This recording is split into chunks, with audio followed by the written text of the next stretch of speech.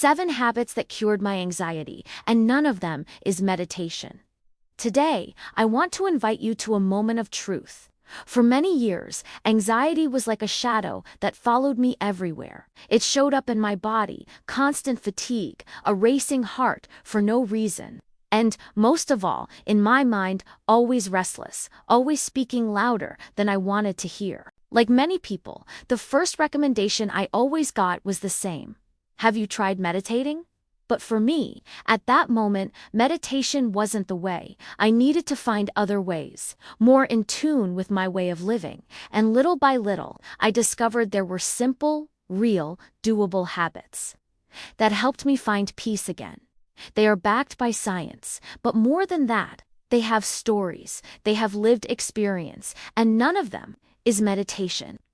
Walks in nature. Before, my days were spent between walls and screens. Phone in hand, notifications nonstop. And the feeling that I was always on, even when I wanted to rest. It was as if my body no longer remembered what it was like to breathe fresh air. Then one day, without much expectation, I started taking short walks in parks. 3 times a week, I'd go out and just walk. It didn't have to be a faraway forest, just a path with trees, a bit of green, the sound of birds mixed with the sound of my steps. Over time, I noticed something that didn't happen when I stayed indoors. My mind would quiet down a bit, and it wasn't just my imagination.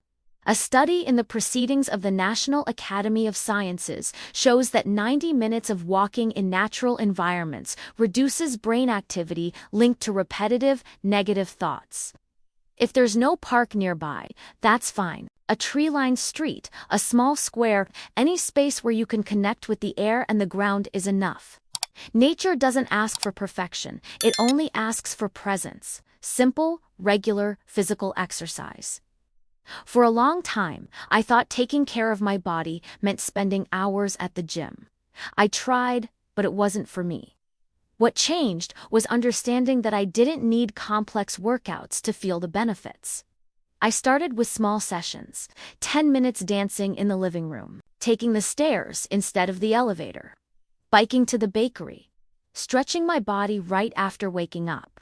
Science backs it up. According to Harvard Health, just 10 minutes of moderate activity releases endorphins, the feel-good hormones, and reduces anxiety symptoms. It's not about doing it out of obligation, but out of pleasure. Choose something that makes your body smile. What matters is that it's something you'll want to repeat. Night routine with reading. There was a time when my nights were marked by a blue light in my face, my phone. I'd scroll late into the night, waiting to get tired, but deep down, I was just feeding my mind more stimuli. Switching that for reading was transformative. Before bed, I'd open a physical book. I'd feel the paper, hear the sound of the pages. And in just a few minutes, my breathing would slow down. It's not just a feeling. A study from the University of Sussex shows that 6 minutes of reading reduces stress by up to 68%. At night, choose light, inspiring books. Stories that warm the heart. Avoid intense thrillers, save those for the day. At night, make space for calm, balanced diet rich in fiber and micronutrients. It took me a while to notice, but there was a pattern. On days I overdid it with coffee and sugar, my episodes were more frequent and intense. My body was reacting, and I only realized afterward. Little by little, I began adjusting my diet. I swapped processed snacks for fruits, nuts, and fresh vegetables. I added oatmeal to breakfast, banana for a snack, leafy greens at lunch, beans in main meals. I included walnuts and pumpkin seeds, rich in magnesium, a mineral linked to anxiety reduction, according to the Nutrients Journal 2021. It wasn't a radical change, but a consistent one. And I noticed that when I care about what I put inside me, my body takes care of me in return. Deep breathing. The first time someone told me, take a deep breath in the middle of a crisis, I almost laughed. But one day, I decided to try. I discovered a technique called box breathing, inhale counting to 4. Hold your breath for 4 seconds, exhale counting to 4, and hold again for another 4. 5 minutes like this can reduce anxiety by up to 30%, according to the Journal of Clinical Psychology. It's simple, can be done at work, on the commute, or lying in bed. More than controlling your breath, it's about remembering that you can slow down, organizing and tidying your space.